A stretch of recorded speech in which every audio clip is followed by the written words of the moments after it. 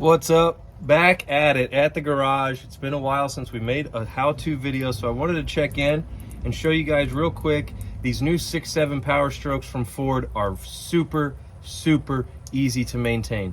Now at the dealership, for the water separator fuel filter change, you're looking at somewhere over 250 bucks just for the fuel separator and fuel filter change. And both of those parts, guys, are so simple. Guys and gals, it's so simple. I cannot reiterate quickly how simple it is. Okay, I'm going to show you the 4 bolts that you have to remove for the water separator, the 3 lines that you have to disconnect for the fuel filter, and then I'll show you, you can see the white filter just above my big head right there is a new Motorcraft oil filter, and we drained the oil and filled the oil. So this service at the dealership, guys, can run around 500 bucks.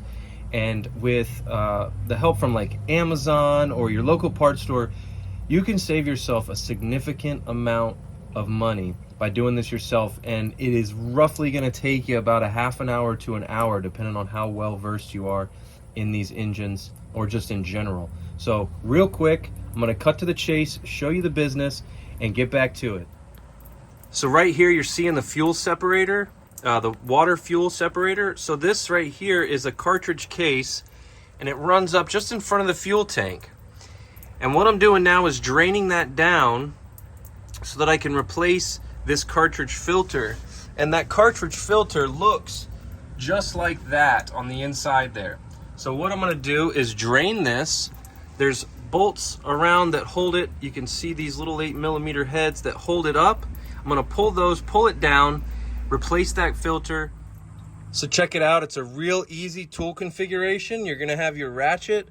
I prefer the 3/8 because it gives me a little bit more power to bust these loose. They're not that tight, but you just got to monitor when you put them back on that you don't over tighten. But gonna pop out the screws that hold this canister in place, and then once that's down and out, I'll show you the inside of that, and we'll put the new filter back in and go ahead and start this vehicle. So here is the old fuel filter, water separator, I'm sorry. This is considered the water separator, and that is going to be replaced with that new water separator over there. And so here you want to go ahead and take note of where everything is set up and how. And I like to just pull this down and leave it just how I pulled it out.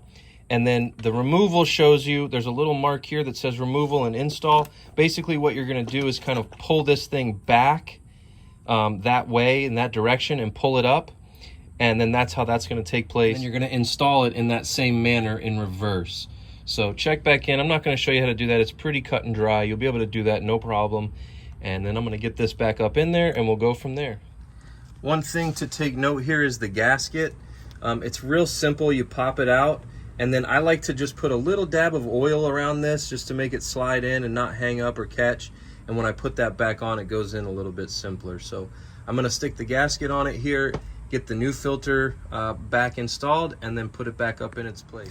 So essentially you set it back down into the case there, and then you're going to have to pull it towards the front to lock in the 2 tabs to lock it down. You'll feel it once it's secured and locked in. You won't be able to lift it up.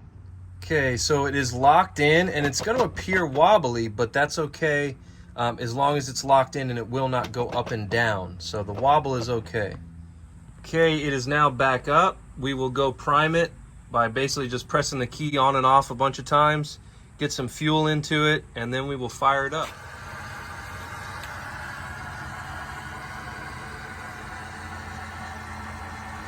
So guys, what you hear is that filter filling up. And now that it's full, we can go ahead and fire up this vehicle.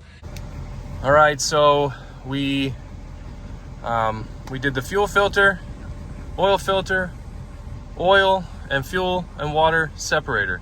So now we're gonna go through and we are going to reset the oil lights. So we're going to use this toggle on our dash, and we're going to go over to settings, I believe. We're going to go to advanced settings. We're going to go to vehicle. We're going to go to oil life reset, which you see that right there.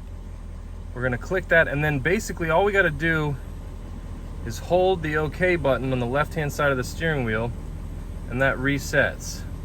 So it's going to show you that light. So for good measure, I'll show you again. Basically, you're just going to hold the left side steering wheel OK button. You'll see the resetting taking place. It'll say complete, and that's it. So it is ready to go now. We can put it back where the customer had it. I always like to leave it in the area of which the customer had their selection. So engine information,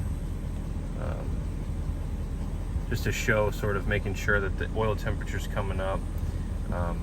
And then basically from there, you know, you can go through. I like to check the customer's tire pressures and then adjust them as needed. Like, as you can see, all 4 of these tires are at different pressures, so I'd like to adjust that for the customer, bringing them all up to spec. And just check their DEF fluid, make sure that that's full for them. You know, transmission temp isn't going to show us much right now, turbo boost, none of that. But basically I like to go over that and just make sure that everything is running optimally. I bring the vehicle up to temperature now and just double check everything, all the fluid levels, make sure that everything is good. I take it on a quick 2-minute test drive, and that is all, and it's ready to go.